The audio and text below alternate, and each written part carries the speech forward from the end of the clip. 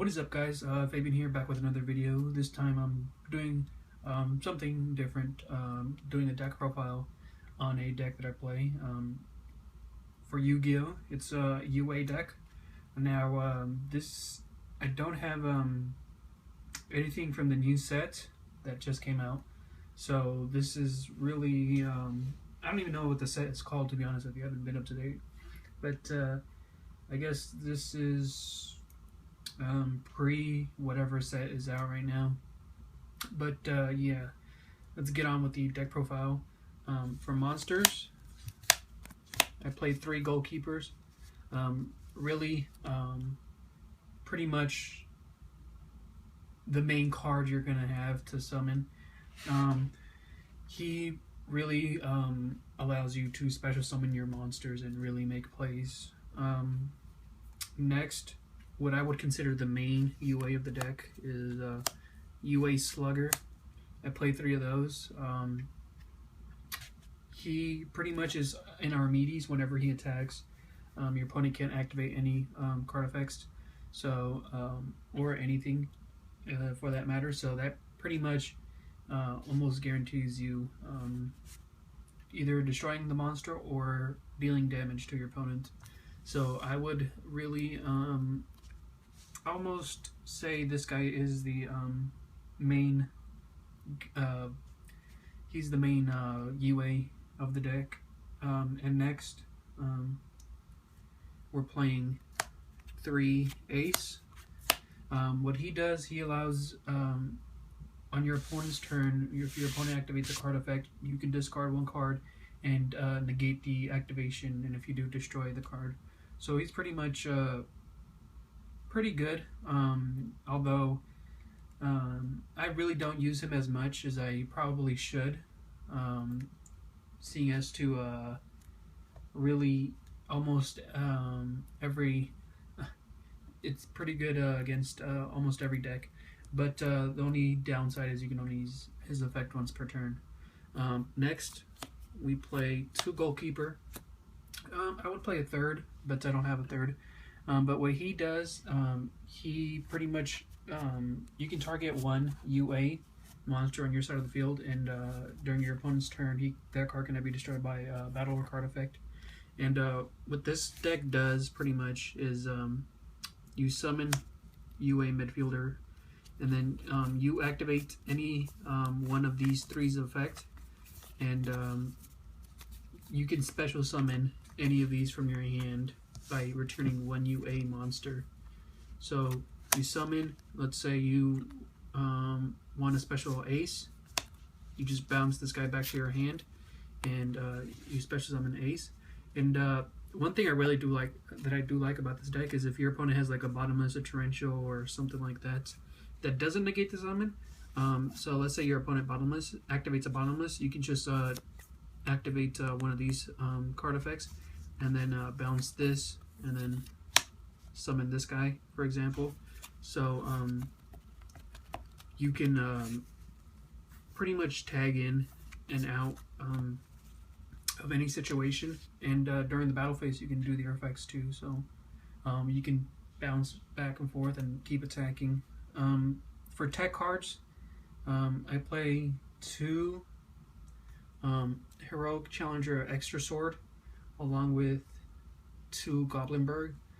This combo guarantees you a rank 4 if your opponent doesn't like Phoenix Chain, Breakthrough Skill, or negate Goblinberg's effect. Pretty much guarantees you a rank 4, and that rank 4 also gains 1,000 thanks to Extra Sword's effect.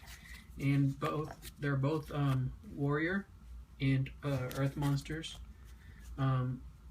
This card is very optimal. I'm probably going to take it out. I was just play testing it, but it's Warrior Lady of the Wasteland. What she does is when she's destroyed by battle, you can special summon 1 Earth Warrior monster with 15 or less attack. So it doesn't have to be level 4. It can really be almost any UA monster you control, except for Slugger. So, but this kind of slows down the deck a bit. So I'm thinking of taking that out. And I guess for quote-unquote the 2 boss monsters of the deck, I play one Grand Soil because of all the Earths that I play, and one Redox. Now, they're pretty self-explanatory. For spells, I play 3 UA stadiums. Pretty much the main spell you want to play. Whenever you normal summon a UA, you get to search your deck for another UA monster, and whenever a UA special summon, once per turn, all UA monsters gain 500 attack and defense. So pretty much guarantees you're going to have a UA in your hand, and also it increases the attack of your UA monsters.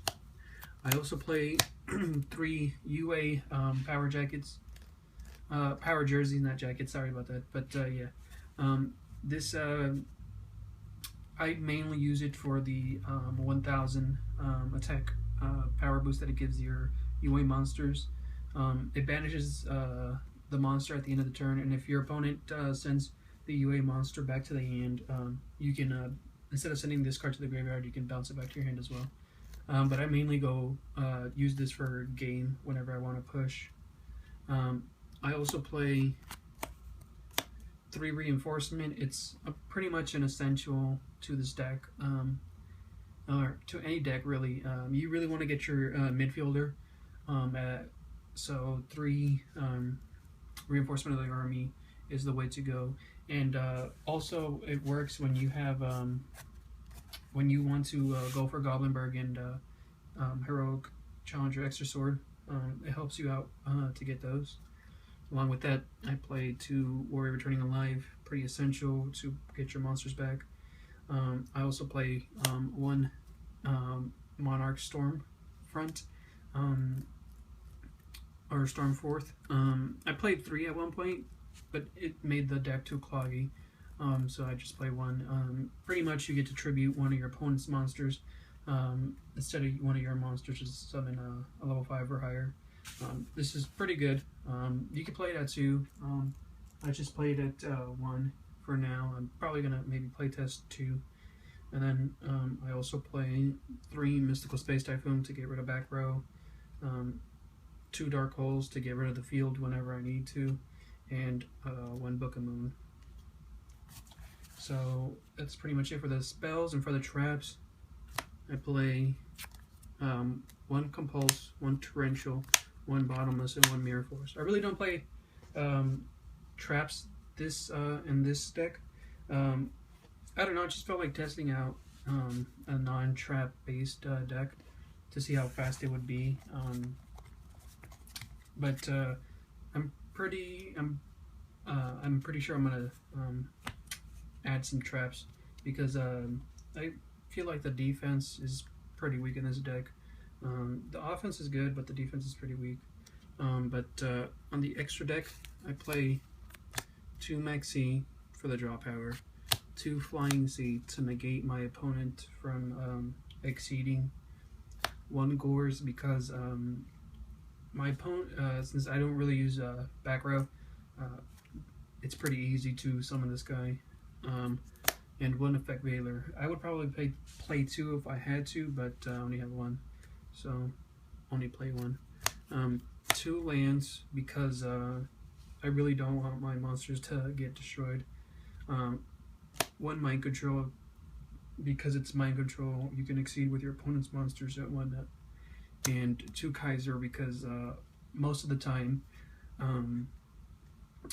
you'll have less monsters than your opponent. I also play 1 Curse of the Forbidden Sealed, just to get rid of pesky spell cards.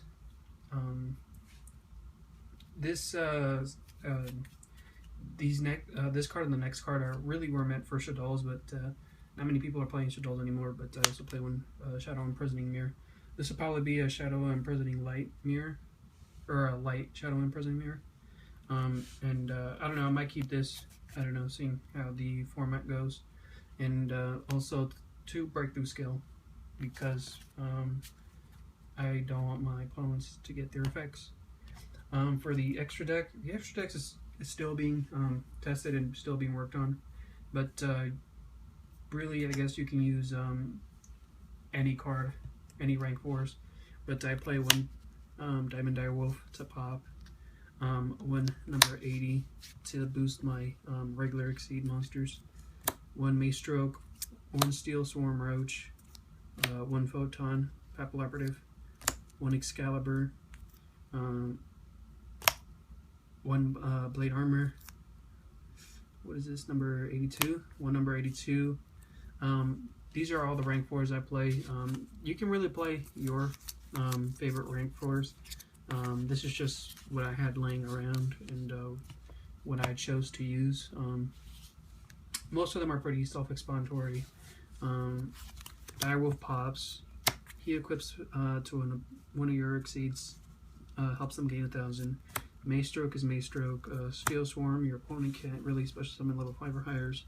Photon for when your opponent wants to go defensive. Excalibur and Blade Armor are really essential to any warrior deck. And 82 to get over any defensive plays your opponent wants to take. Now for level 5s, I play one Shark Fortress for the double attack purposes, one Audrius and one Terrace. Audrius to pop and Terrace the same. You can really play any rank 5s. The extra deck isn't really complete. I'm still gonna look around, probably get a Volcasaurus or something, I don't know. So yeah, that's pretty much it on the deck. Let me know what you guys think. This deck does pretty decent. It's not the best deck to play in the format, but it's a fun deck to play in the format. There has been new support that has come out in the latest set, but I haven't picked it up. I haven't been to my locals. Probably pick it up this weekend and probably update the deck. But yeah, this deck it's not half bad. It does pretty decent most of the time. If you get the hand that you need, of course. If you get the luck, if you get the luck of the Pharaoh, you should be able to win pretty easily against almost any deck. But you know, if your opponent outplays you, then you know it's really based on skill, I guess. I don't know. I mainly play these type of decks, these low budget tier 4, tier 3 decks. I really don't play the main the tier 1, tier 0 decks, simply because I feel like these are more funner than the other decks, and because I don't want to be like everybody else. I'm pretty much a hipster when it comes to Yu-Gi-Oh! I don't want to be like everybody else. I'd rather be my own flower. So yeah, guys, thanks for watching. Let me know what you guys think. Let me know what you guys use. So yeah, peace out, guys.